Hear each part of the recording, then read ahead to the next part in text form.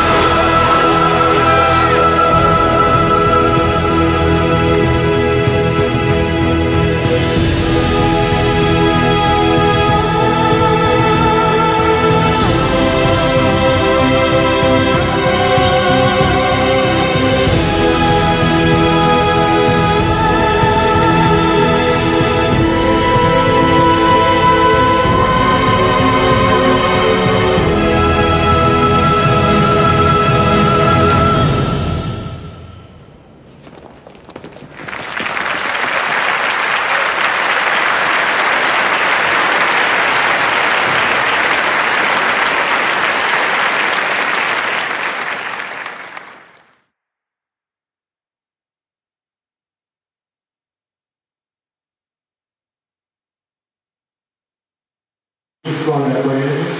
Et nous avons la chance du coup d'avoir ce soir Guillaume Lecoin qui va nous éclaircir et essayer de nous permettre de mieux comprendre la vie de Pologne. Bonsoir Guillaume.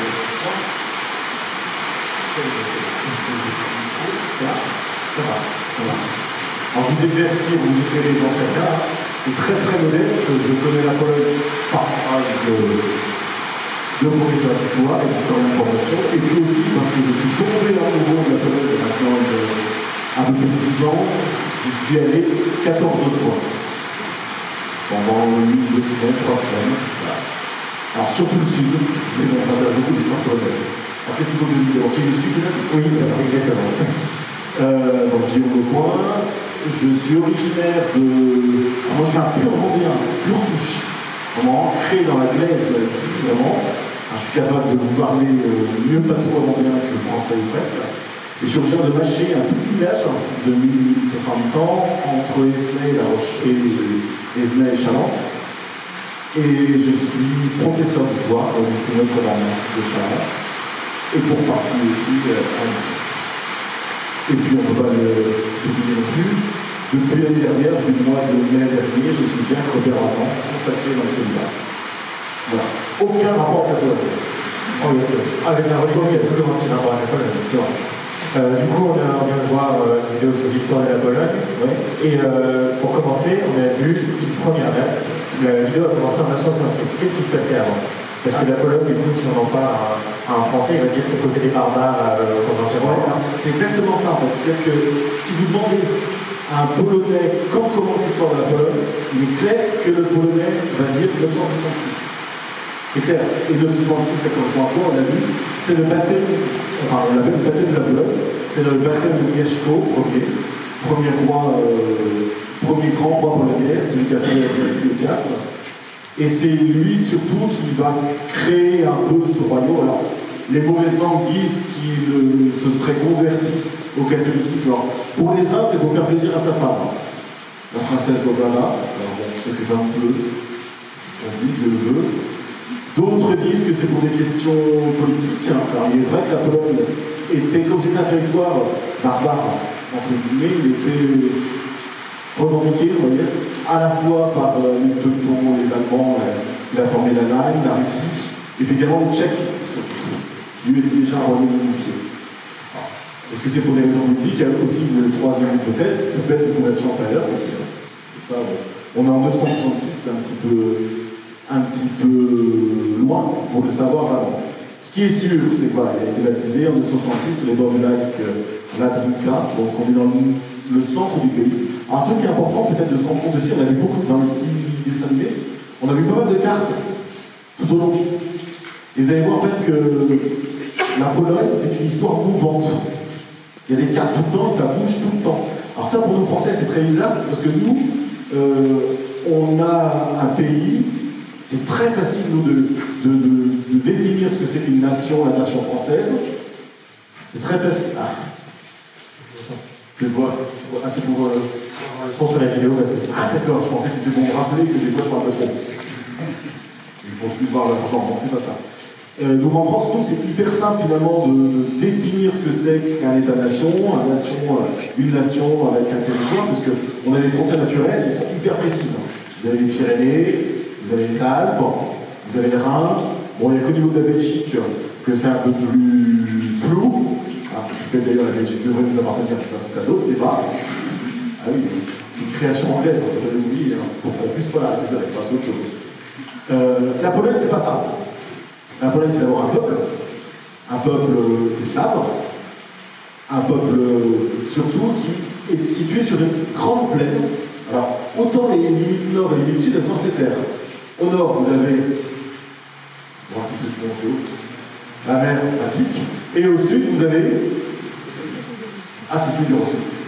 Comment s'appelle cette montagne? Les Carpates, voilà. Les Polonais appellent plutôt les Tatras. Les Tatras. Mais à l'est ou à l'est, c'est beaucoup plus mouvant. Beaucoup plus mouvant, c'est une grande plaine.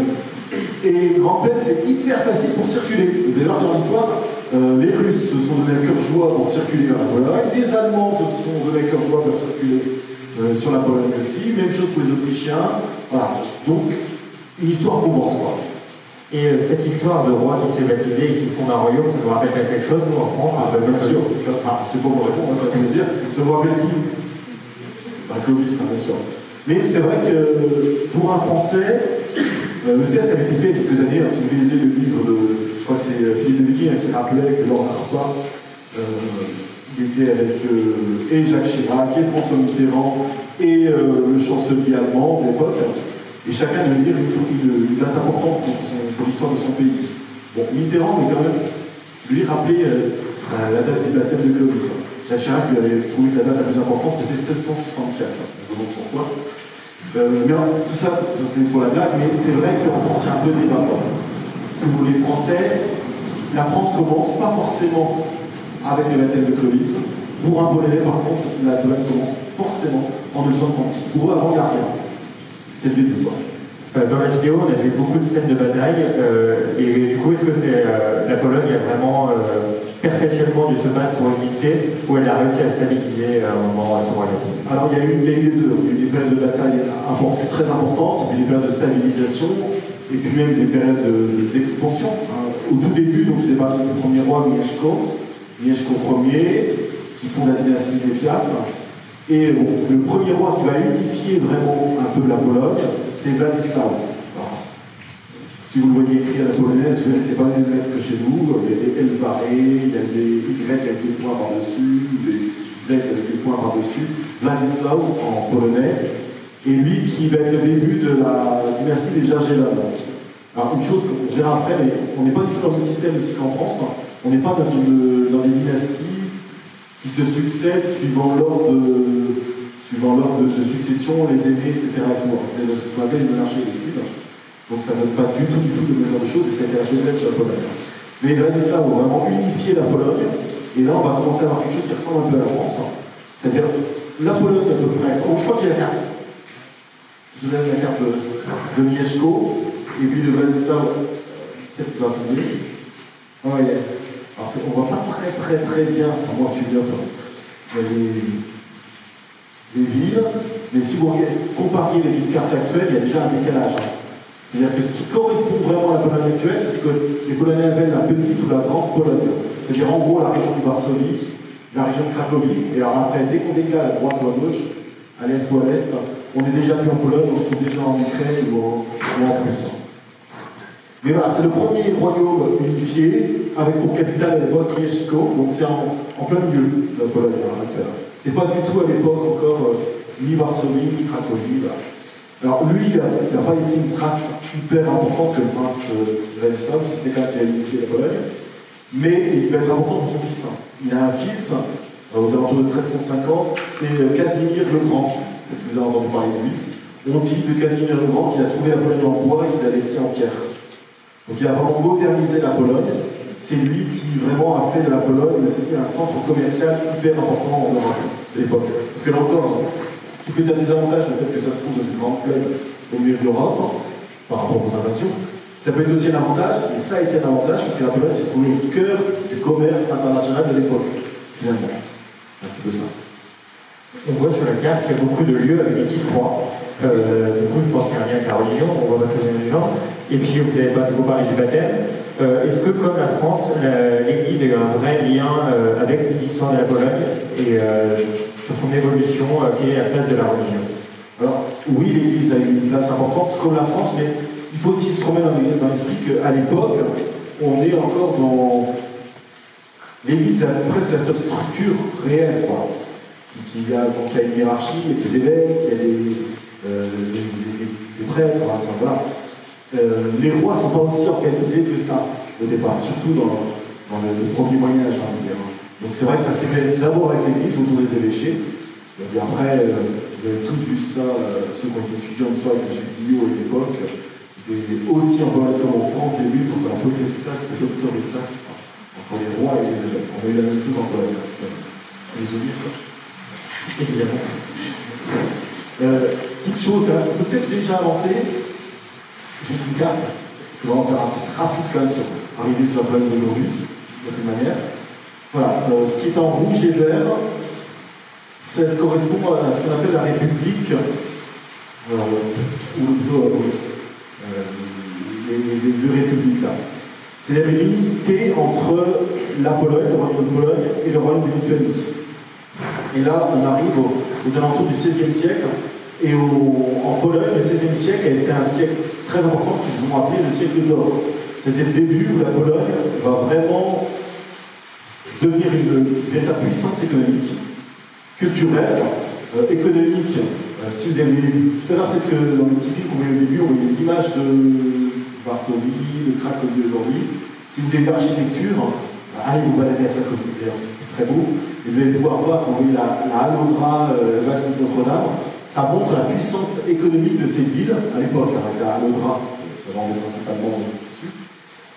Puissance économique, puissance culturelle, l'université de Cracovie est l'une des plus anciennes d'Europe, fondée par les Jagellonnes. Elle va abriter d'ailleurs des hommes célèbres comme Copernic ou Jean-Paul II surtout. Voilà. Siècle d'or aussi, c'est un siècle de tolérance religieuse extrêmement importante. Alors on a aussi du protestantisme en Pologne, d'ailleurs de manière très très importante, qui touche plutôt la noblesse polonaise, beaucoup moins les paysans. Et ça ne se termine pas en guerre comme on va pouvoir l'avoir en Europe de l'Ouest. Et puis surtout en Pologne aussi, on a une minorité juive extrêmement importante. Très importante. Ils sont accueillis d'ailleurs à partir du XIe siècle, avec un coup d'accélérateur au XIIIe siècle avec justement Casimir II.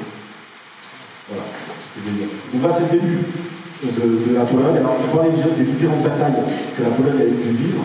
Alors là on va en vivre une très très importante. Peut-être que vous avez entendu parler de Notre-Dame de Częstochowa, qui a une place très très importante dans le cœur des Polonais.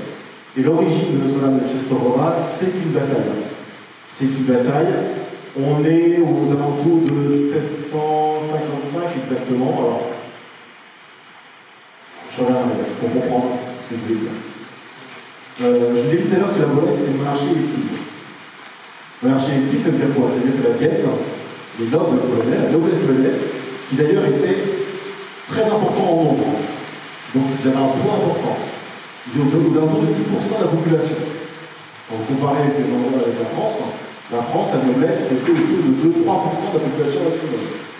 En Pologne, non seulement ils sont beaucoup plus nombreux, 3 fois plus, ils sont 10%, mais en plus, ils ont un point particulier, c'est que lorsqu'il y a une succession, c'est la diète qui va élire un nouveau roi.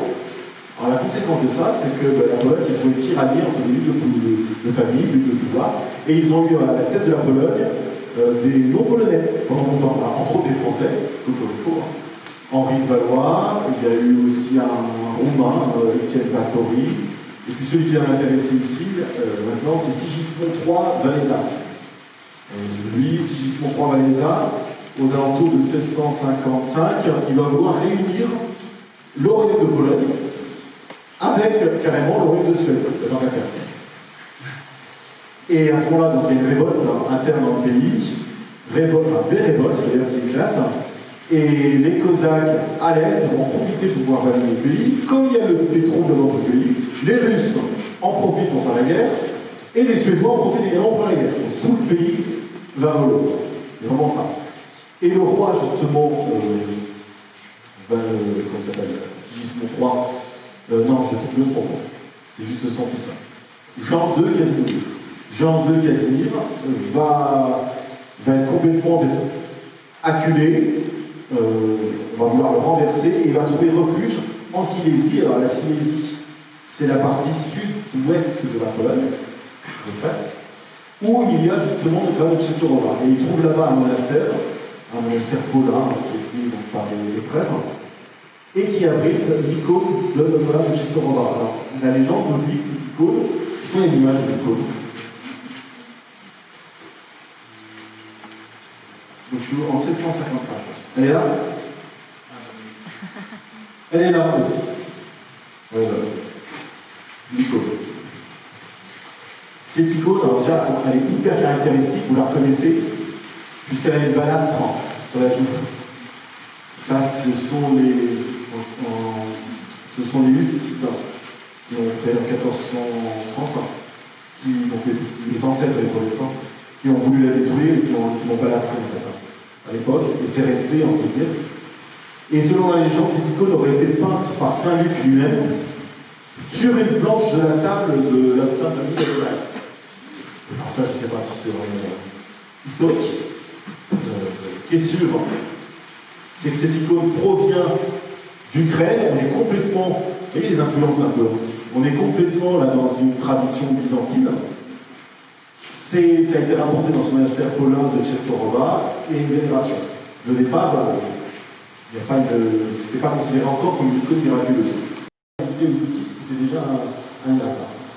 Et en 1555, je disais, donc Jean de Casimir se réfugie dans le monastère de Czestochowa.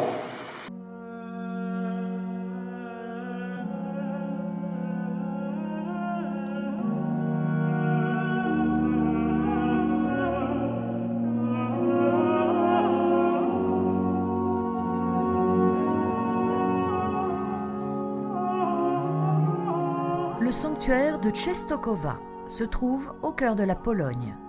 Au lieu du culte marial, il attire chaque année 4 à 5 millions de pèlerins originaires de 80 pays du monde. L'icône de la Vierge Noire à l'enfant est de tradition médiévale. Selon les historiens, cette peinture suit le modèle de l'iconographie byzantine. Il s'agit d'une icône odigitria, c'est-à-dire l'image de celle qui indique et guide tout au long de la route. Une légende attribue la réalisation de cette peinture à saint Luc, qui étant un contemporain de Marie, avait pu reproduire son vrai visage. L'icône a été amenée en 1382 sur la colline de Jasna-Góra, qui veut dire montagne lumineuse en polonais, et domine Czestochowa. Une initiative du prince Ladislas d'Opole qui fit ériger sur le sommet de la colline un monastère pour les moines de Saint-Paul. Le visage de l'enfant est tourné vers le pèlerin, mais son regard est ailleurs, comme s'il regardait au loin, au-delà du temps et des lieux. Aussi bien la mère que le fils semblent plongés dans leurs pensées, dégageant une attitude de grande sagesse. La couleur brune de leur teint tranche avec la luminosité du milieu environnant. Marie indique au pèlerin l'enfant Jésus, et l'enfant Jésus tient dans une main le livre, de l'autre béni d'un geste à la fois simple et royal. Dans tous les moments de difficulté de la Pologne, la population s'est serrée autour de la Vierge Noire de Czestochowa et de l'enfant Jésus, ceci ne faisant qu'accroître l'affluence des pèlerins. Encore aujourd'hui, en été, ils sont des dizaines de milliers de personnes à se rendre à pied au sanctuaire. L'image est sombre, rendue encore plus sombre par la fumée des bougies qui l'éclairent en permanence. Karol Wojtyła s'est rendu lui aussi fréquemment en pèlerinage au sanctuaire, notamment en 1936, quand la Pologne se trouvait sous le régime communiste.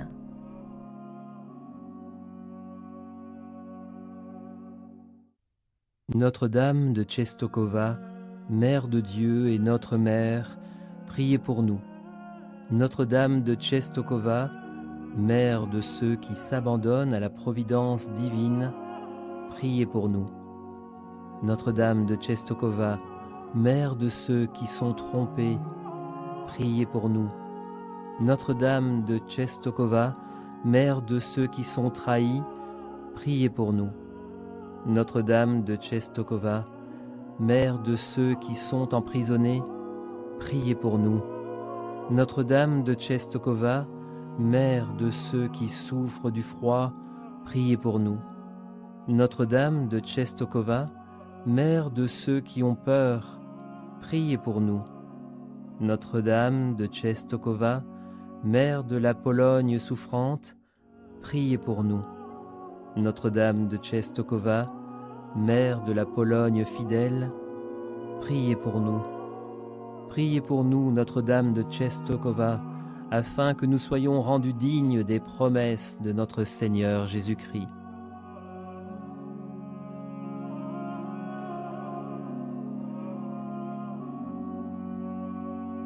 Dans cette Vierge, on a un grand nombre de pèlerins, 5 à 6 millions de pèlerins chaque année, en fait, du monde entier.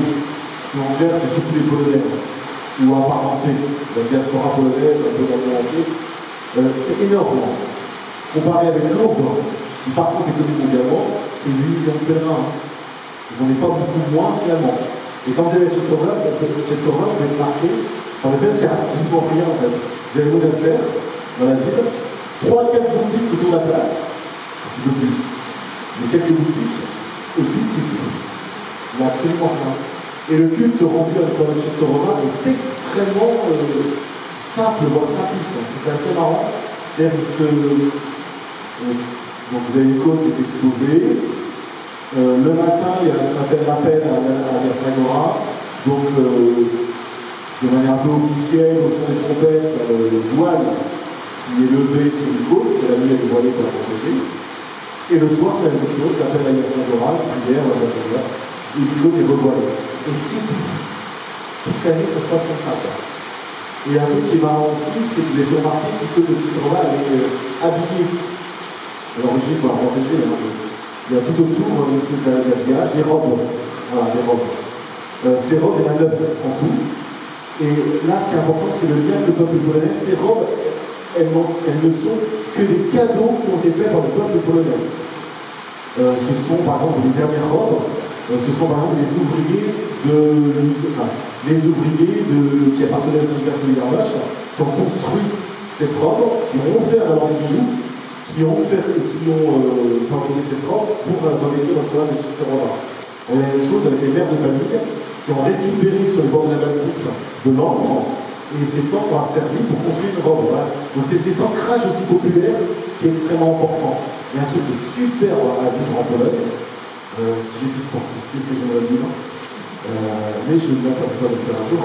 C'est le pèlerinage à Notre-Dame de Częstochowa le 15 août. Ça vient de toute la Pologne, à pied.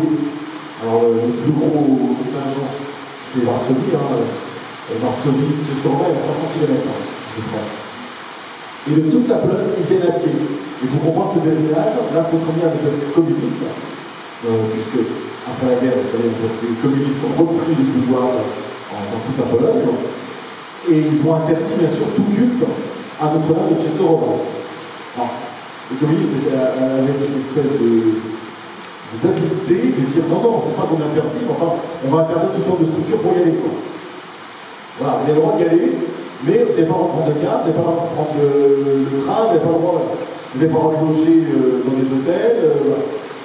Et les Polonais se sont organisés autrement. Ils ont commencé à y aller à pied, de toute la Pologne. Et tout le long du trajet, et bien en fait, les gens ont ouvert leurs portes et ont nourri les pèlerins, et les ont invités à dormir, etc. Et cette tradition est restée jusqu'à nos jours. Alors aujourd'hui, on fait ça de manière un peu moderne, on part de Varsovie, vous appartenez à un groupe, on prend votre sac, voilà, dans des camions, et puis vous faites le 30 km à pied, vous dormez le soir dans la chambre, vous reprenez votre sac, et puis le lendemain, c'est la même chose, donc c'est moins fatigant qu'à l'époque. Mais c'est encore très très vivace, et en Bologne, j'ai vécu dans les dernières années, en 2016, les maisons étaient littéralement ouvertes pour accueillir les pèlerins. Donc vraiment, c'est une tradition-là qui s'est développée dans la période parce qu'il n'y avait pas le droit de faire autrement. En parlant de religion et de sport, on va passer à un personnage un peu sportif. Il y a d'autres personnages marquants, religieux de cette époque. Donc le sportif, c'est Karol Wojtyła, le sportif de Dieu, exactement. On va revenir un peu en arrière du coup dans la période nazie. Il y a différentes figures qui se sont manifestées à ce moment-là et qui ont, par leur foi, par leur action, participé à la résistance ou manifesté le courage du peuple polonais. Est-ce que vous pouvez nous parler quelques-uns? Donc on connaît Jean-Paul II, il y a aussi Jean-Paul II, mais le personnage emblématique de la lutte contre le nazisme, c'est Saint-Maximilien Kolbe. Vous connaissez peut-être ce homme-là aussi. Saint-Maximilien Kolbe, donc il est polonais, il est issu. Alors, il a été très tôt baigné, j'ai envie de dire, dans la dévotion à la Vierge, très tôt aussi plongé dans l'idéal de pauvreté, parce que ses parents étaient tiers franciscains. Et très tôt, il a manifesté aussi une vocation religieuse. Alors l'anecdote nous raconte, c'est lui qui raconte ça, que tout petit, apparemment, c'est un enfant extrêmement turbulent. Et sa mère a dit, qu'est-ce qu'on va pouvoir faire de toi? Et ça l'a beaucoup fait réfléchir. Et il s'est adressé à Dieu directement, et en lui disant, mais qu'est-ce que tu veux vraiment que je fasse, quoi? Et la nuit suivante, il aurait eu une vision où Dieu lui proposait deux couronnes, une blanche et une rouge, on va rentrer, c'est une couleur de colère encore. Une blanche et une rouge, l'une étant la couronne de la pureté et l'autre étant la couronne du martyr.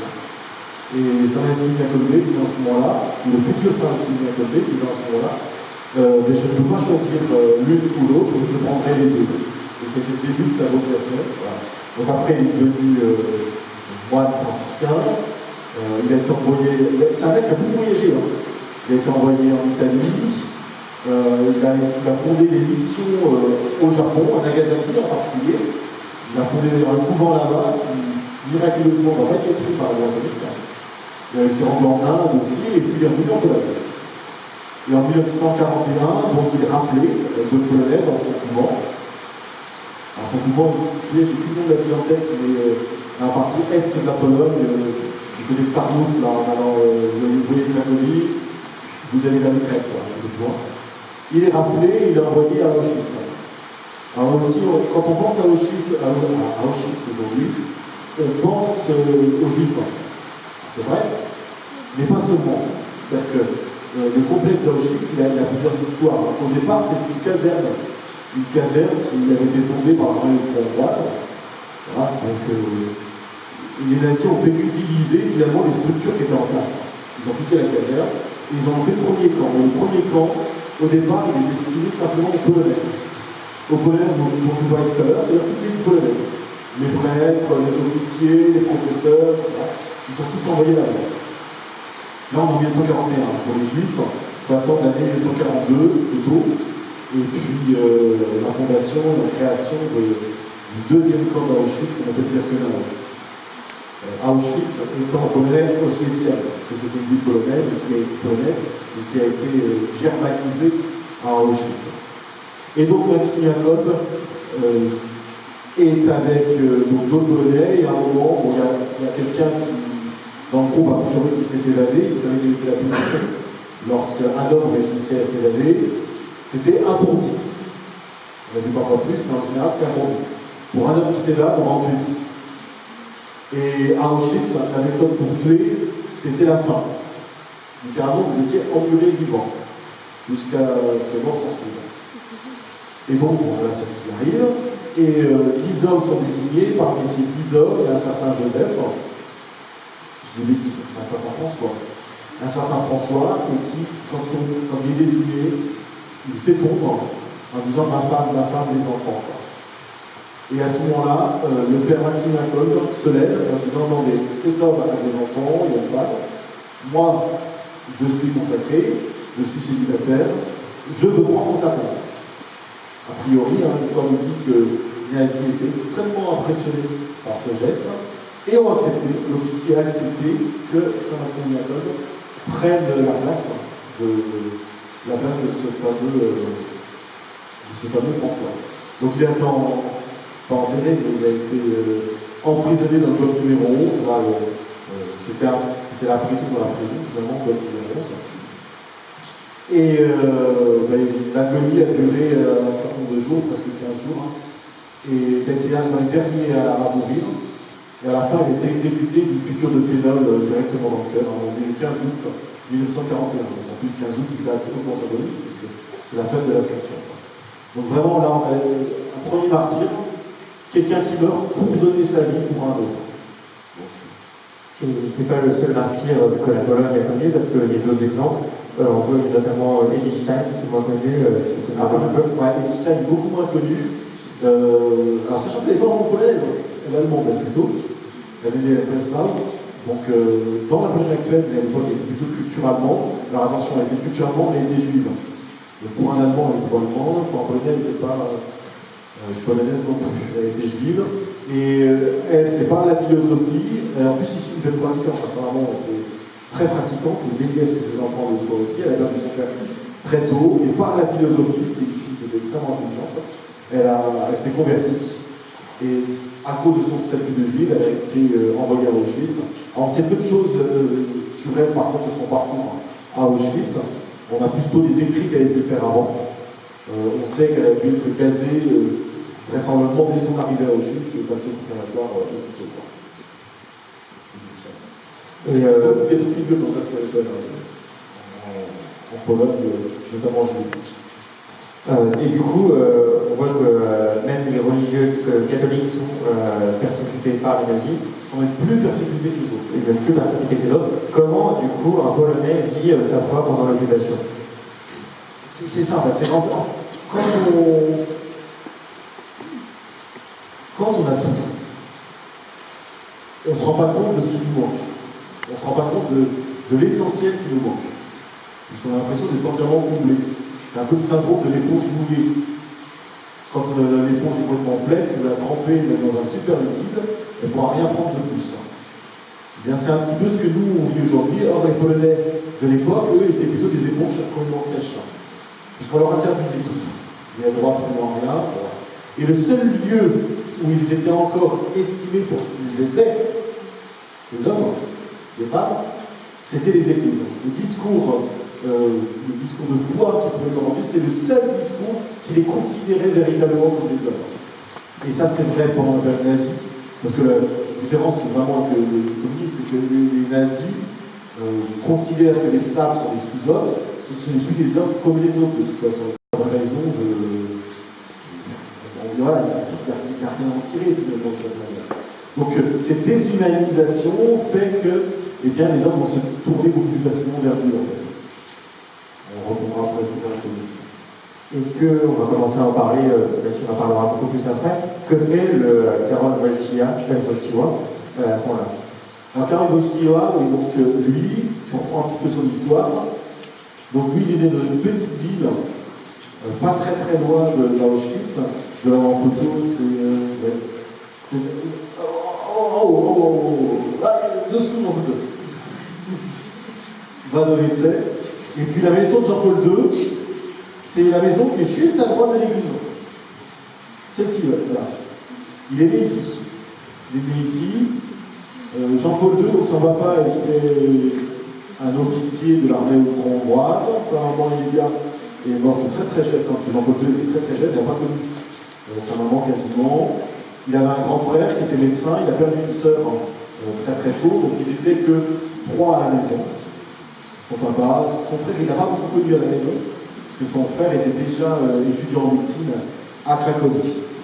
Très tôt, donc, dans la famille Wojtyła, elle est extrêmement pieux, hein, le papa les va à la messe tous les jours, emmène Jean-Paul II à la messe tous les jours, et c'est vraiment d'abord cette famille, se creuser. C'est vraiment le premier découverte de la foi pour Jean-Paul II, vraiment. Et par son papa aussi, parce que son papa était d'abord armé austro-hongroise, mais il va intégrer la polonaise tout de suite. Et donc par son papa aussi, il va découvrir le sens de la nation polonaise aussi, et l'amour de la Pologne véritablement. Cet amour de la Pologne chez Jean-Paul II va aussi se manifester par l'amour de la langue polonaise, il va faire des études au départ de philologie, de langue polonaise, et puis il va également s'investir beaucoup dans le théâtre. Pendant longtemps, il songe d'ailleurs à devenir acteur. Et puis, sans doute lié à la mort de son frère, qui meurt qui était médecin, meurt d'une tuberculose, je crois, d'une maladie en tout cas. Et à la suite, sans doute de la mort de son frère, il va commencer à penser à la prêtrise, et puis de manière assez claire, il va dire oui, je serai prêtre. Et à ce moment-là, on est en pleine guerre. Première, Seconde Guerre mondiale, son père est mort en 1941. En pleine guerre aussi, il est tout seul, il n'y a plus aucune famille, il n'y a plus personne. Et il décide donc d'entrer au séminaire. Dans le séminaire, une fois encore, c'est interdit. Le séminaire est interdit puisqu'il n'y a pas de raison de former des prêtres. Et puis, de toute façon, les prêtres sont destinés à mourir. Donc, clandestinement, il se met au service de l'évêque de Cracovie, donc surnommé à l'époque le prince, parce qu'il est issu d'une assemblance nobiliaire, qui va l'accueillir. Et il va faire tout son séminaire comme ça pendant la Seconde Guerre mondiale. Alors, bien sûr, il faut préserver de l'apparence, il ne peut pas rester au séminaire toute la journée, il faut qu'il travaille. Donc là, il va faire une expérience aussi du monde ouvrier, il va travailler notamment dans des carrières pendant cette période-là, et il étudie simplement le soir. Il leur donnait, juste après la guerre, il leur donnait en 1946. À propos du travail, on a un poème de Jean-Paul II, de Saint Jean-Paul II sur le travail, qu'on va lire du coup.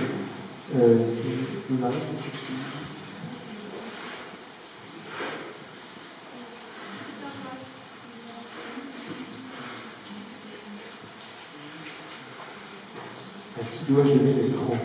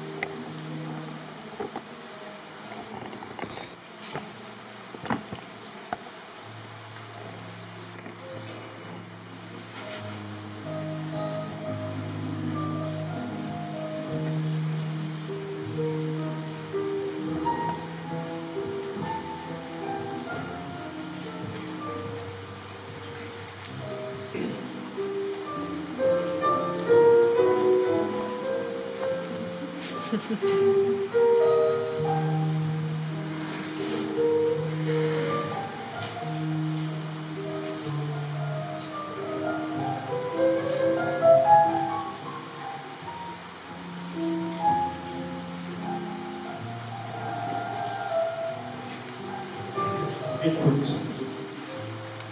Le bruit des marteaux, leur cadence égale. Je les fais retentir dans les hommes pour mesurer la force des coups. Écoute, le courant électrique fend un fleuve de pierre. Une pensée de jour en jour croît en moi. La grandeur du travail est dans l'homme. Dur, sa main, crevassée, le marteau tout autrement la renforce. Et dans la pierre se résout tout autrement la pensée. Quand l'énergie de l'homme, se scindant de la force des pierres, fend, à l'endroit précis, l'artère emplie de sang. Regarde, comme l'amour se nourrit d'une aussi profonde colère. Elle coule dans le souffle des hommes, fleuve incliné par le vent, fleuve indicible, rompant les plus hautes cordes vocales. Et les passants fuient vers l'abri des portes cochères. Quelqu'un dit à mi-voix, « Quelle force il y a là ?» Ne crains rien. Les choses humaines ont de vastes rivages. On ne peut les contenir bien longtemps, dans un chenal trop étroit. Ne crains rien. Toutes ces choses depuis tant de siècles demeurent en lui que tu les contemples à travers le bruit égal des marteaux. Blocs de pierre liés, le fil de basse tension entaille profondément leur chair. Fouet invisible, les pierres connaissent cette violence. Quand un souffle intangible taille leur très vieille cohésion, les arrache à leur éternité élémentaire. Les pierres connaissent cette violence. Pourtant, le courant seul n'abolirait pas leur puissance.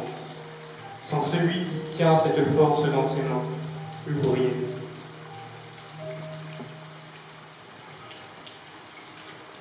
Les mains sont le paysage du cœur.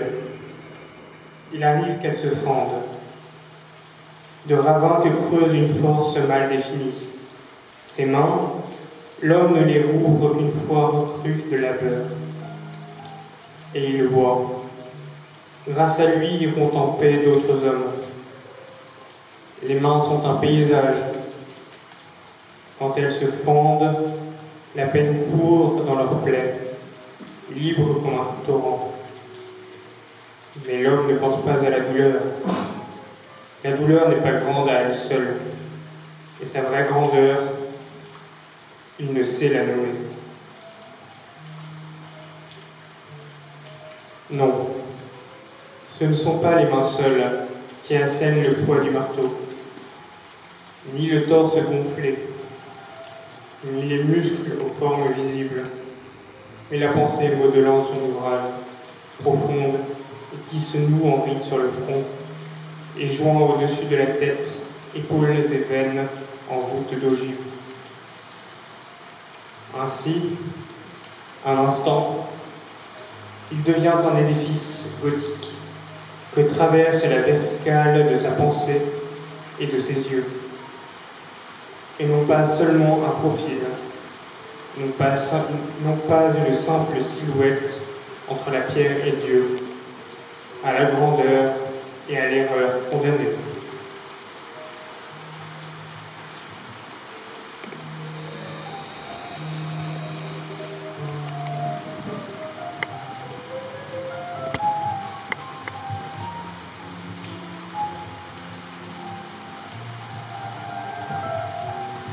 Merci Louis-Marie. Vous venez d'entendre un poème de Jean-Paul II, qui était un contemplatif de l'homme, vous le savez, et là vous aviez un poème sur le travail, la méditation du labeur du travail qui montre sa dignité. J'ai retrouvé dans les livres que j'avais un autre fameux poème qui a vécu un siècle avant Jean-Paul II.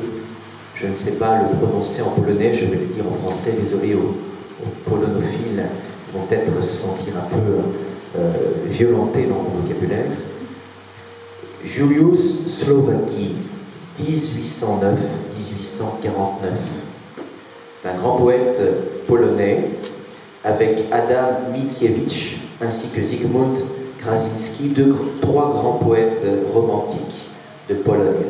L'intérêt de Juliusz Slowacki, c'est que dans son génie en fait poétique polonais, il a prophétisé qu'un jour la Pologne aurait un pape, le fameux pape slave. Il écrit en 1830 un poème qui va avoir l'actualité de se réaliser en 1978. C'est incroyable. Ce dernier, Juliusz, vivait en exil à Paris dans les années 1830 et il vit à la fois le partage de la Pologne et la grande effusion romantique. Mais le romantisme de cet écrivain ainsi qu'Adam et Zygmunt, et qui était en exil, évolua en un mysticisme patriotique qui voyait dans la Pologne le Messie des nations, dont le sacrifice devait féconder le monde entier. C'est dans ce contexte qu'il fut situé Juliusz Slowacki comme la prophétie du pape slave. Voilà ce que dit le poème. Au milieu des discordes, le Seigneur Dieu rappelle sa présence. Voici le son de la grosse cloche, le trône préparé pour le pape slave. Lui ne fuira pas devant le glaive, il se présentera avec courage, comme le Seigneur. Le monde pour lui, c'est poussière. Sa parole, lumière des foules, entraîne les jeunes vers la splendeur de Dieu. À sa prière, à son ordre, le soleil s'arrêtera, et pas seulement les troupes, car la force fait le miracle. Voici qu'il approche, ce dispensateur des forces nouvelles du monde. À sa parole, le sang de nos veines drainera la lumière divine.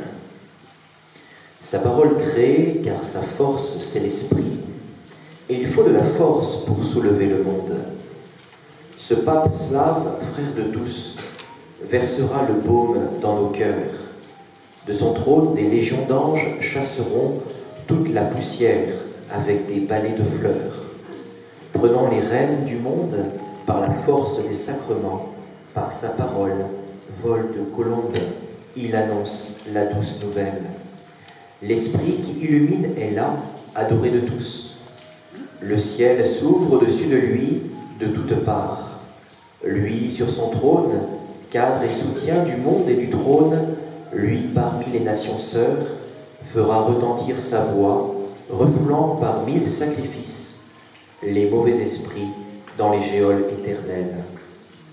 La grâce sacramentelle sera sa force au milieu des esprits avant le dernier combat. Il pansera les blessures du monde, toute gangrène disparaîtra.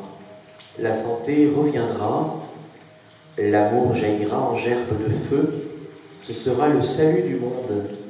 Il nettoiera les parvis du temple, la lumière intérieure de l'église brillera. Jolios, Slovaquie, 1830.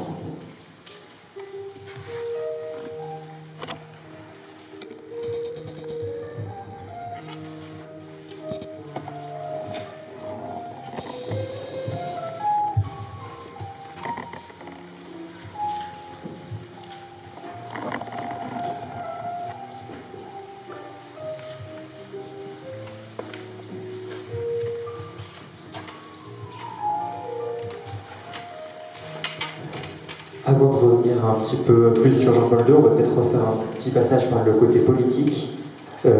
Qu'est-ce qui va se passer du coup? La Pologne ne sera pas vraiment libérée car elle passe d'un malheur à un autre. Quelle est la situation? C'est ça, elle passe d'un totalitarisme à l'autre. Bon, ben, vous connaissez l'histoire en gros, rapidement, de la Pologne.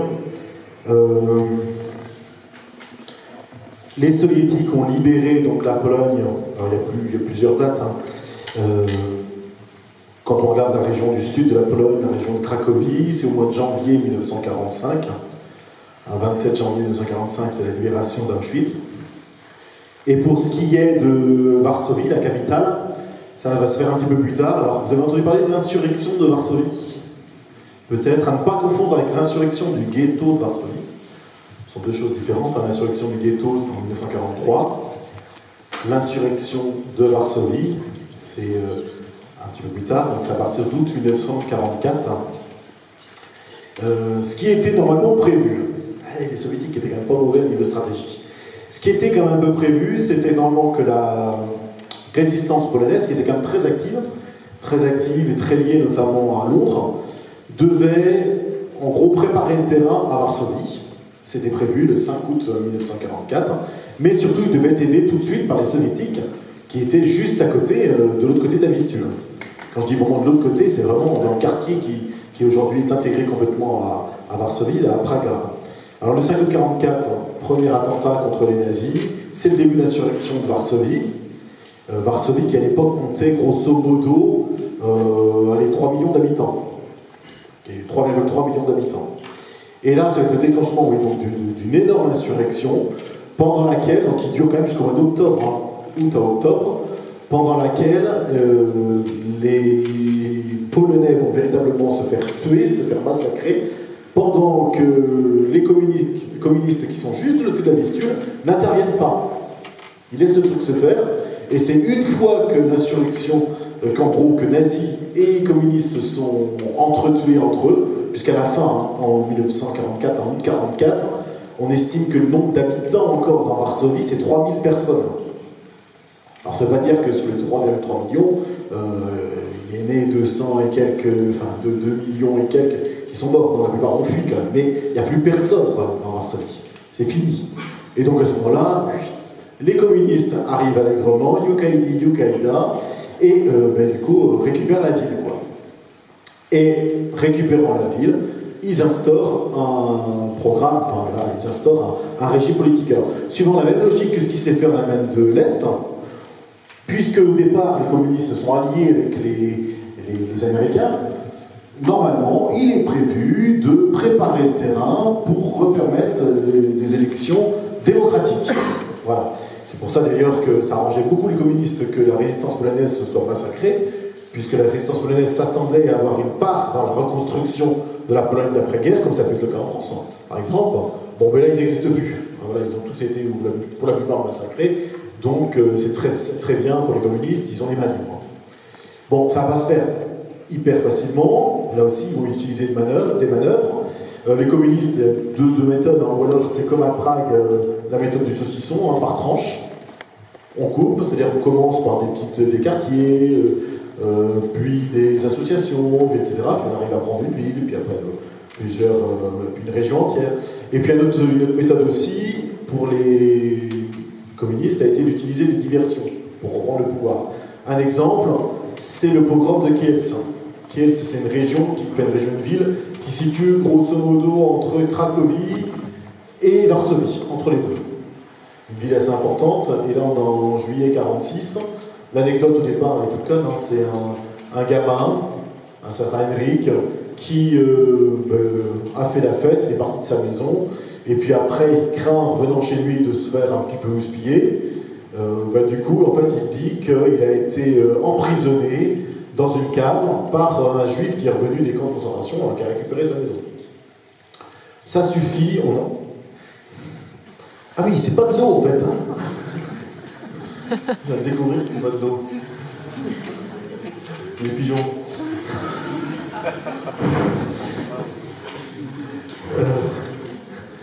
Donc la famille du jeune Henrik va porter plainte. Les autorités qui sont présentes, les autorités russes qui sont présentes dans cette ville de Kielce, profitent de cette histoire pour fomenter véritablement un véritable pogrom. On est pourtant après la Seconde Guerre mondiale, après Auschwitz. Unanimement galvanisé contre les quelques juifs qu'il y a dans la ville, et il y a quand même une centaine de morts, quand même, directement. Et ils vont profiter de ça pour finalement reprendre le pouvoir directement. Donc ça s'est fait à l'échelle de toute la Pologne, dans toutes les villes. Voilà. Ils se sont installés finalement, bien installés, puisqu'ils se sont installés jusqu'aux années 80 quand même.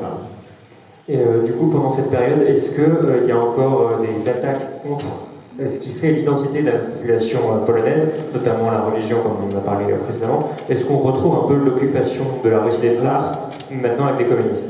C'est ça, mais alors c'est pas l'occupation nazie quand même. Ça a été quand même moins dur, c'est-à-dire que les écoles sont réouvertes, mais laïcisées. On a le droit de parler polonais, mais il faut apprendre le russe. Les prêtres sont de nouveau autorisés, mais ils sont contrôlés. Voilà. Disons qu'il y a une véritable occupation, mais sous des apparences d'occupation moins dures. Puisque c'est logique, puisque les communistes se présentent comme, je me rappelle, c'est toujours des républiques démocratiques, des républiques populaires.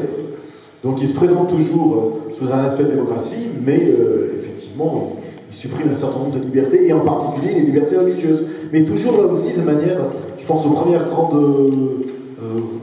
fêtes qui sont faites après, notamment même les fêtes qui étaient célébrées chaque année à Cracovie, je pense à la première fête Dieu.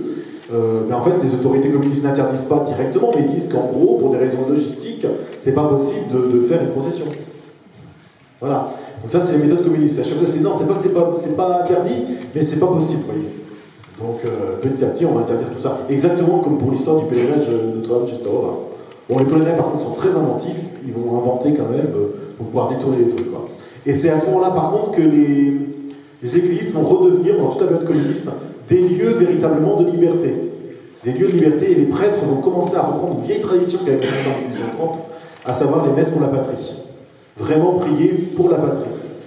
Et un des prêtres qui va s'illustrer, alors il y en a plusieurs, hein, mais je vais en citer deux, peut-être deux grands opposants au communisme à l'époque. Il y a un grand ami de Jean-Paul II, qui était le cardinal Wyszynski, qui est en passe, vous pouvez le prier, hein, il y a un procès en béatification pour le cardinal Wyszynski, il a été emprisonné, ça a été le primat de Pologne, et il a vraiment cherché à lutter pour les libertés religieuses contre les soviétiques, quoi. Mais vraiment pour la liberté religieuse, il a encouragé ses prêtres d'ailleurs à célébrer ces fameuses messes pour la patrie. Même le terme exact, c'est messe pour la patrie polonaise et pour ceux qui souffrent pour elle. C'est exactement le nom exact. Et sans doute à ce moment-là aussi, peut-être que vous avez entendu parler d'un certain Jerzy Popiełuszko. Alors moi j'ai une dévotion toute particulière pour cet homme-là. On a une image de lui. Ouais, super. Il a une histoire assez particulière. Ce prêtre, il est né exactement le 14 septembre 1947. Alors 14 septembre, c'est marrant, hein, c'est le jour de la fête de la Croix Glorieuse. Donc c'est bien qui a porté sa croix, c'est bien lui. Hein. En fait, c'est pas son nom Jerzy. Jerzy, c'est Georges. C'est un des saints patrons de la Pologne aussi. Son vrai prénom, c'est Alphonse. Mais il va changer de nom parce qu'en fait, Alphonse, c'est dans le l'argot polonais, on va dire, une manière de désigner les souteneurs, un peu les proxénètes et compagnie.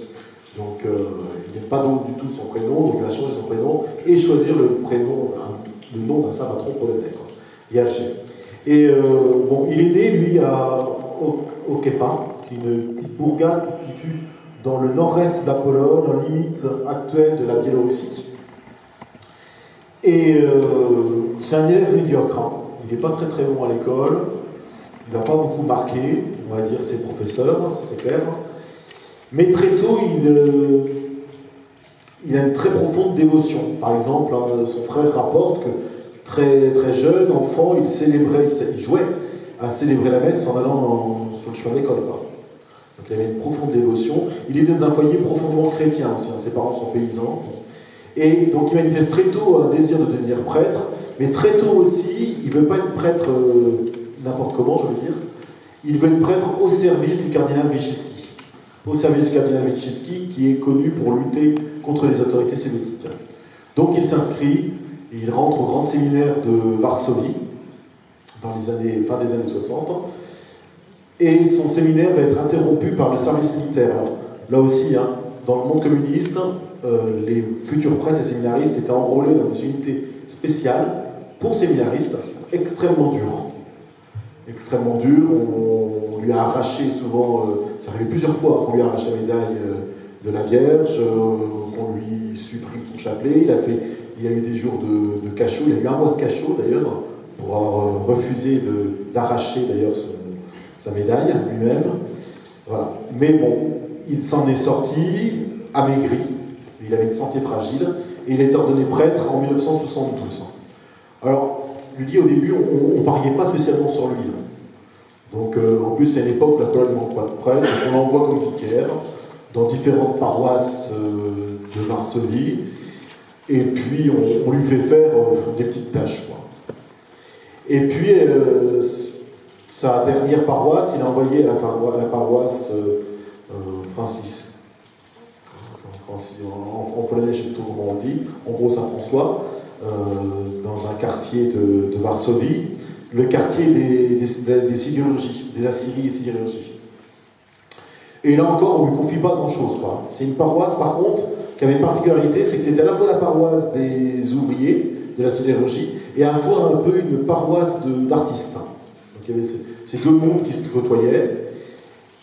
Et on ne lui confie pas grand-chose, mais par hasard, c'est un peu ça, hein, il apprend, donc après les grandes manifestations, première manifestation de Solidarność en 1980, à partir de 1980, premier syndicat libre de Pologne, que Solidarność recherche un aumônier. Le problème, c'est que donc le curé et les vicaires de la paroisse, sont plusieurs, en gros, ils ont tous la trouille d'y aller, quoi, parce qu'ils savent que le régime n'accepte pas ça, et ils n'acceptent pas. Et lui, humblement, se dit,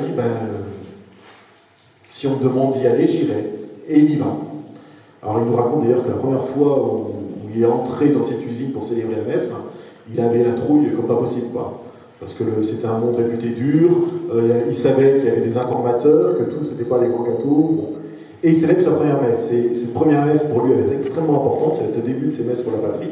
C'est parce que là il sent vraiment un peuple qui le suit, quoi.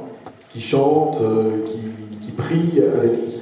Et il va prendre l'habitude tous les mois de célébrer dans cette paroisse Saint-François de Varsovie, de célébrer une messe pour la patrie et pour ceux qui souffrent pour elle, qui va rassembler des milliers de personnes tous les mois. J'ai une amie polonaise, Bernadetta, dont les parents fréquentaient cette messe à l'époque et disaient que c'était extraordinaire. Alors sachant que tout le monde, beaucoup y allait, mais beaucoup y allaient en s'observant les uns les autres parce qu'ils savaient que le régime était là pour prendre des photos, pour savoir qui était présent. Exactement, quoi. Et puis bien sûr, tous ces sermons ont été enregistrés, écoutés et parfois réutilisés contre lui pendant cette période-là. Son gros slogan à lui, sa devise, je trouve qu'elle est superbe, elle est toute simple, mais superbe, c'est vaincre le mal par le bien. Si on pouvait tout ça dans ce programme, ce serait quand même génial. Vaincre le mal par le bien.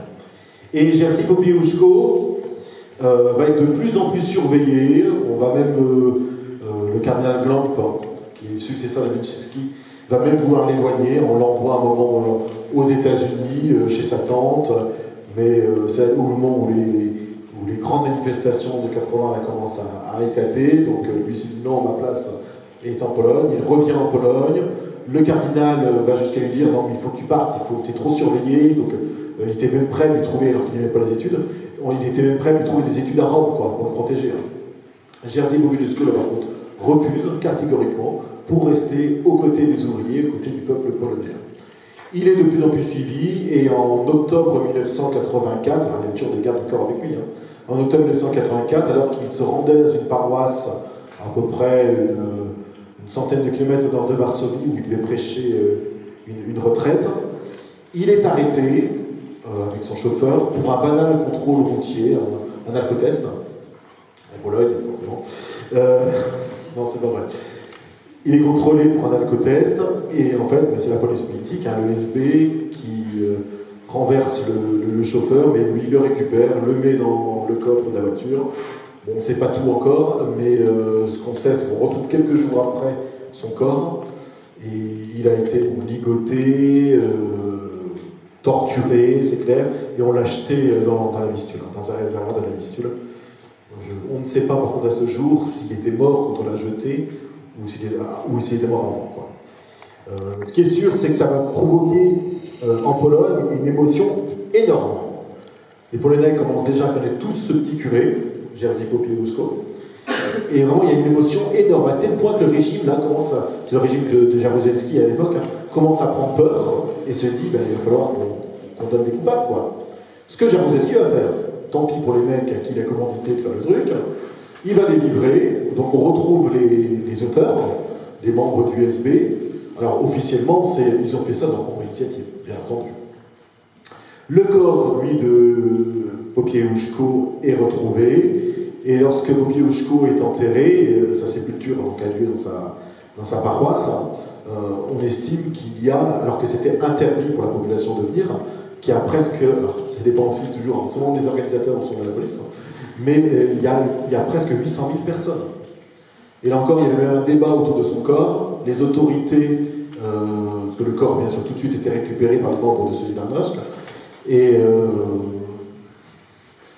je ne savais pas que le Saint-Esprit était aussi salissant. Et les autorités veulent récupérer le corps, le Solidarność récupère également le corps. Les autorités voulaient qu'il soit dans un cimetière un peu à l'extérieur de la ville où ils auraient pu le faire disparaître pour éviter tout culte autour du corps, ce que Solidarność refuse. Il est enterré donc directement dans sa paroisse, c'est vraiment à côté de l'église, et puis sur sa tombe, il y a une espèce de plaque en granit qui provient des Tatras, de la montagne du Sud, qui est placée carrément énorme, qui est placée sur la tombe, et la tombe est gardée, et encore aujourd'hui, jour et nuit, pour éviter qu'on puisse supprimer le corps. Même si aujourd'hui, les risques, bien sûr, ne sont pas les mêmes. Il a très beaucoup marqué les Polonais que cet homme qui a été jusqu'au martyr comme ça. Et alors, ce mec-là, quand je vous dis qu'il est génial, c'est que, donc aujourd'hui, il a été béatifié. Il n'est pas encore canonisé, vous pouvez prier pour lui. Et ce qui est génial, c'est que j'ai eu la chance de rencontrer celui... Ah, il faut que je rencontrer celui qui a été témoin du miracle, d'un des miracles reconnus par Rome, qui a eu lieu avec l'intercession de Popiełuszko.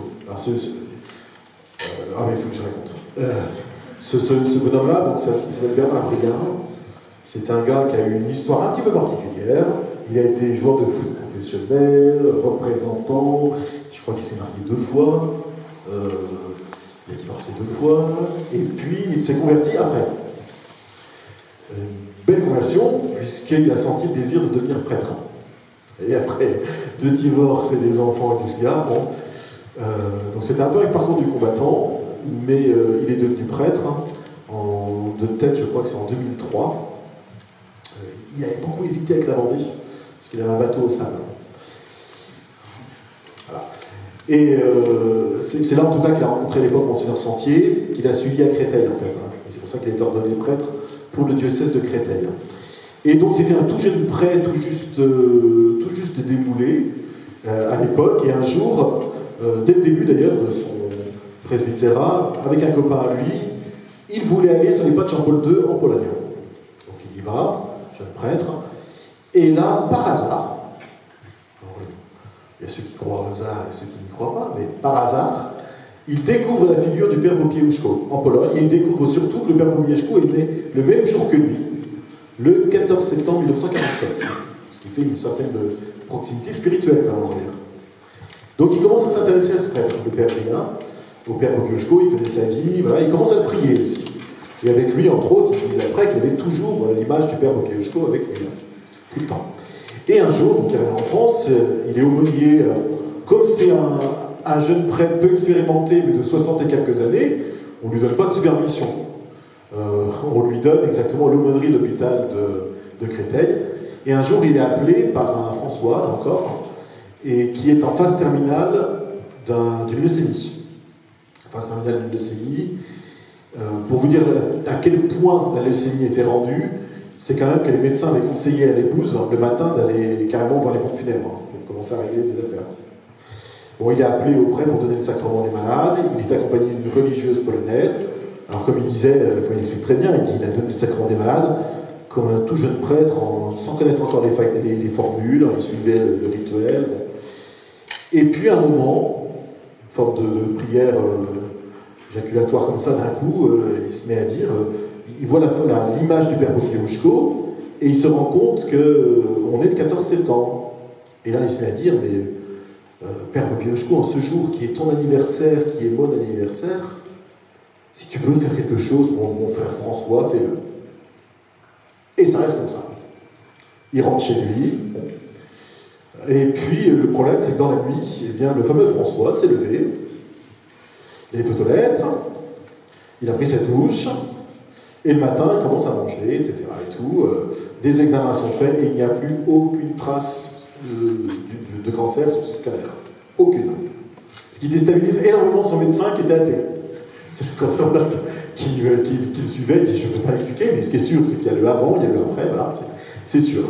Et lui, au début, d'ailleurs, le père Brien n'était même pas au courant. Hein. Il l'a su, lui, un mois après, au moment où il retourne à l'hôpital et tout, et on lui dit mais tu sais que celui, François, là, il n'a plus aucune trace de cancer. Le père Brien en parle, lui, à son directeur de conscience, hein, son père spirituel, qui lui dit oh là là, qui est un ancien évêque, son père spirituel, qui lui dit oh là là, avec les miracles, il faut se méfier, un peu de recul, fais donc rien pour le moment. Le problème, c'est que lui, n'en parle pas, mais dans l'hôpital, ça commence à faire du bruit, du côté des médecins. Et les médecins en parlent, et là, bon, ça monte très vite l'évêché, il y a une enquête qui est faite, etc. Et en décembre 2013, exactement, Rome a reconnu ce miracle par l'intercession du Père Popiełuszko. Et en Pologne, c'est une figure extrêmement importante. Si vous rentrez dans une église en Pologne, vous verrez l'image du Père Popiełuszko. Parce que là aussi, c'est un symbole de la résistance contre le communisme. Alors le L barré, c'est WO. Voilà. Bon, je ne vais pas retenter. Maintenant, on va parler juste vite fait, avant d'arriver à la fin, de Jean-Paul II et de son rôle dans le changement de régime pour la Pologne. Alors, ouais, c'est vrai. Juste avant quand même de manière très brève quand même, mais une chose qui est assez effarante quand même, et ça l'histoire l'a montré à chaque fois, jamais l'Église n'a été aussi, jamais la foi n'a été aussi forte que lorsqu'il y avait des persécutions dans l'histoire. C'était vrai du temps des Romains, si on se rappelle des grandes persécutions et des catacombes, etc. Et on l'a très bien vu en Pologne. C'est à chaque fois que l'Église a été persécutée, que ce soit par les nazis, que ce soit même avant les nazis, à chaque partage de la Pologne, mais principalement par les nazis et les communistes, que l'Église s'est développée.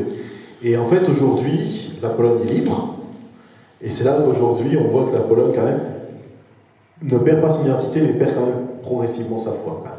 Les taux de pratiques religieuses qui sont beaucoup plus importants que chez nous, ils sont autour de 40% à l'échelle de toute la Pologne, 65% si vous êtes dans le sud de la Pologne, ils sont quand même perdus quasiment 10 points, pas loin, en 10 ans. La sécurisation est plus rapide que chez nous, encore. Moins importante, mais plus rapide encore. Alors oui, Jean-Paul II, son rôle dans la chute du mur. Et en fait, c'est dès le début, le choix de l'évêque, ça a été le plus jeune évêque de Pologne. Il était ordonné prêtre en 1946, il a été choisi, et puis il a été consacré évêque en 1958. Ça faisait 12 ans qu'il était prêtre. Je crois que canoniquement, il faut au moins 10 ans de sacerdoce. Je crois que c'est ça. Donc lui, il est passé tout juste à 12 ans. Et s'il a été choisi comme évêque, c'est parce que les communistes avaient laissé faire, parce que les communistes étaient persuadés que ce mec-là n'aurait posé aucun problème. En disant, en gros, c'est un artiste, il aime écrire, il aime la poésie, mais il ne fait pas de politique. Pas de risque pour nous. Ouais, pas de chance pour eux, puisque, bon, à partir du moment où il est devenu cardinal, en 1967, il a commencé quand même à reprendre vraiment la suite du cardinal Wyszynski, qui avait été son ami, et puis a commencé à s'opposer de plus en plus aux communistes. 16 octobre 1978, il était du pape, et là, voilà, c'est là que son rôle va véritablement commencer dès le début. Vous connaissez tous, vous vous rappelez tous de discours qui a un écho énorme de l'autre côté du rideau de fer, n'ayez pas peur, quoi. C'est une autre manière de dire résister, quoi. N'ayez pas peur. Et on sait qu'effectivement, il a eu un rôle extrêmement important, parce qu'il a repris finalement tout ce qui a été vu ici à chaque fois, hein. C'est par la paix, par la non-violence, par la prière, mais résister toujours à cette idéologie mortifère qui était le communisme. Vraiment. Pour conclure la soirée, on va entendre parler de la Pologne. Deux, trois mots, juste pour finir. On a le temps de reparler un petit peu, un petit mot de conclusion à la fin. D'accord. Quoi, juste après ce qui va parler là. Comment mieux parler de la Pologne que si on est y allé? Et du coup, je laisse la parole à Louis-Marie Silva.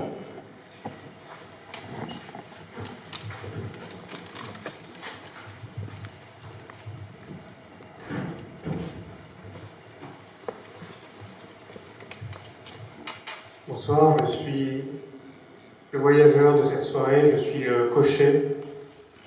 Et avant de vous parler de mes voyages, mon voyage en Pologne, je voudrais commencer par un autre poème de Saint Jean-Paul II, un poème sur la pluie, parce que je crois que ce soir c'est adapté. Contemple ces gouttes de pluie à peine tombées. Tout le vert printemps des feuilles s'y concentre. Toutes les feuilles, sous le poids des gouttes, débordent leurs limites. Tes yeux en sont pleins de merveilles. Saisis-tu pour autant le fond de ta pensée? En vain, tu veux la faire taire, comme l'enfant qui vient de s'éveiller. Ne te détourne pas de la splendeur des choses, chère pensée. Demeure émerveillée. Parole vaine, ne le sens-tu pas? C'est par la pensée que tu vas si profond dans la splendeur des choses, et qu'en toi-même, tu dois leur ouvrir toujours plus grand l'espace.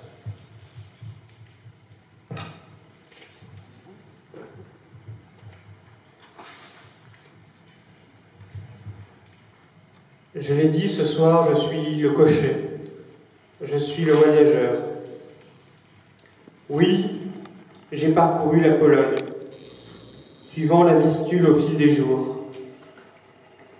J'ai vu ce long fleuve prendre sa source dans les montagnes. Je l'ai suivi jusqu'à Cracovie. Ces flots m'ont ensuite entraîné dans les méandres qui entourent la ville, jusqu'à l'abbaye de Tymiec, comme si la nature elle-même m'invitait à m'ordonner à ce qui est vrai et beau. J'ai alors pris le temps d'observer ce nouveau monde. Je l'ai écouté. J'ai marché dans ses rues. J'ai humé un air nouveau. Puis, j'ai repris la route. D'abord jusqu'à Varsovie, ville martyre s'il en est. Et enfin, jusqu'à Gdańsk, pour voir le fleuve se jeter dans la mer. Des montagnes du sud du pays, si chères à Saint Jean-Paul II, jusqu'au chantier naval de Solidarnosc, j'ai beaucoup voyagé. Voyage autant intérieur qu'extérieur. La Pologne m'a offert à la fois une halte spirituelle et un élan personnel. Le secret est là. On ne s'élance que de bases fixes. Si la société polonaise est une société du beau, à visage humain, si son patrimoine est protégé avec autant de soin, on peut penser que c'est parce qu'elle a des fondations solides. Et c'est peu dire quand on comprend les forces qui ont tenté de les ébranler. Ces fondations sont spirituelles, politiques et culturelles. Famille et nation forment le creuset d'où sort la civilisation qui permet à la Pologne d'exister encore et de maintenir son unité. Ainsi, il semblerait bien que la France soit en crise parce qu'elle a brisé son héritage et a choisi de bâtir sa société sur un ordre nouveau et révolutionnaire. Finalement, la révolution est la manifestation concrète et brutale de l'homme voulant s'ériger en toute puissance, d'un égalitarisme poussé au point de se croire l'égal de Dieu, l'actualisation de la révolte originelle. Cette injustice majeure a été destructrice aussi bien en France, où les colonnes infernales ont exterminé la Vendée, qu'en Pologne, où l'armée rouge a commis, par exemple, le massacre de Katyn.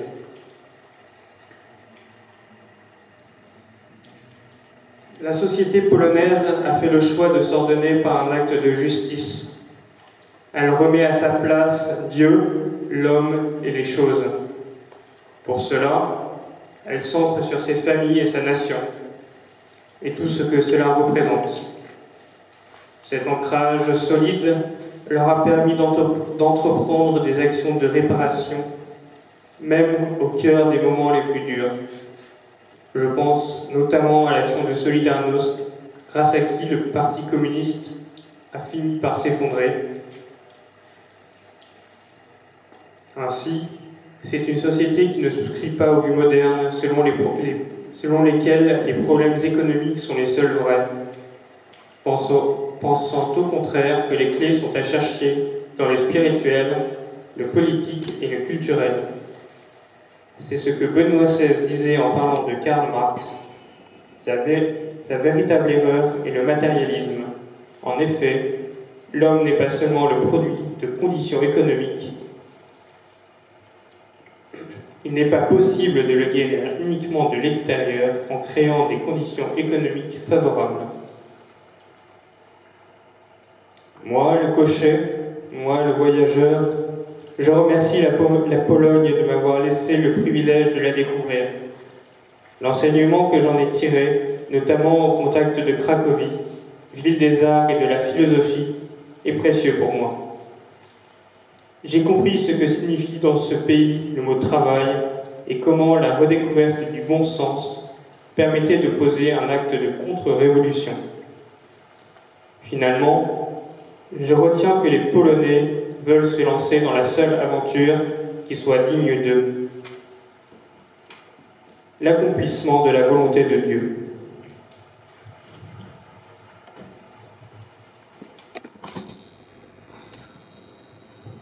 Après ce beau texte, nous allons pouvoir faire vous allez pouvoir dire votre mot de conclusion et un peu plus porter sans doute sur l'actualité, comment on peut comprendre la Pologne aujourd'hui à la lumière de ce qu'on a vu dans cette soirée. Ouais, juste une conclusion finalement très très rapide. Faites un travail d'abord, mais essayez de vous mettre à la place d'un Polonais. Quand aujourd'hui vous êtes Polonais et qu'on vous dit, je vais l'extérieur, je pense à l'Europe, etc., mais quand on vous dit, mais il faut que vous acceptiez toutes ces valeurs européennes qui sont géniales, on vous apporte tout, il faut que vous acceptiez des flux étrangers, immigrés en particulier, il faut que vous le modernisiez, etc. Qu'est-ce que le Polonais lui vit? Le Polonais, il se dit, mais attendez les mecs, vous êtes gentils, mais moi, Polonais, dans mon histoire, j'ai déjà disparu 4 fois. 4 fois, le pays a disparu. Et vous êtes en train de me dire finalement qu'il va falloir qu'on disparaisse encore une fois, sans compter, je donnerai avec un graphique là, sans compter que la Pologne, elle a un autre problème aujourd'hui. Je parlais aussi de la sécularisation, et c'est un petit peu lié. C'est ici, là. Ici. C'est que la Pologne n'a pas d'enfants, quasiment. 1,4 enfants envoyés par femme. C'est beaucoup moins qu'en France. En France, on a 2,01. Vous savez qu'il faut qu'on arrive à 2,1 pour qu'il y ait un renouvellement des générations. Voilà. Au-dessus de 2,1, la population grandit. En dessous de 2,1, à terme, la population diminue. Donc le Polonais, il se dit quoi? J'ai déjà disparu 4 fois dans mon histoire. Aujourd'hui, on n'a pas assez d'enfants. Et donc, la population polonaise commence à montrer des signes de vieillissement. Et à terme de diminution, on va encore disparaître, quoi. Sauf que là, on serait responsable directement. Et donc, c'est pour ça qu'aujourd'hui, le parti politique, le PiS, là, le droit à justice, qui fonctionne très très bien là-bas, qui a encore gagné les élections de manière très large, a proposé une politique extrêmement nataliste pour encourager les familles à avoir des enfants, avoir des allocations, etc. Et tout. Mais parce que justement, la Pologne aujourd'hui souffre et a peur de disparaître une autre fois. Donc il faut qu'on évite d'avoir des jugements hyper basiques en disant c'est les Polonais aussi, ils ne peuvent pas s'ouvrir, non, ils ont peur de disparaître. Ils ont compris que c'était un pays qui était situé entre des puissances, Russie, Europe, derrière l'Europe, c'est les États-Unis aujourd'hui, voilà, et ils n'ont pas envie de disparaître, ils ont envie de rester une nation. C'est une nation qui s'appuie sur des piliers comme la langue polonaise, très vivace, mais également la foi. Polonais égale catholique. Pour eux, c'est très clair. Voilà, c'est pas le discours qu'on a en France, hein, mais c'est vraiment eux le discours qu'ils ont là-bas et qu'ils vivent vraiment au jour le jour. Quoi. Ce qui explique d'ailleurs pourquoi, finalement, en Pologne, si je termine là-dessus, pour regarder une fête comme Noël, eh bien, on arrive quand même à des taux de pratiques religieuses à Noël, au moins, de l'ordre quand même de 90%, 95% pour Noël. Parce que c'est très lié à leur identité. C'est tout. Merci.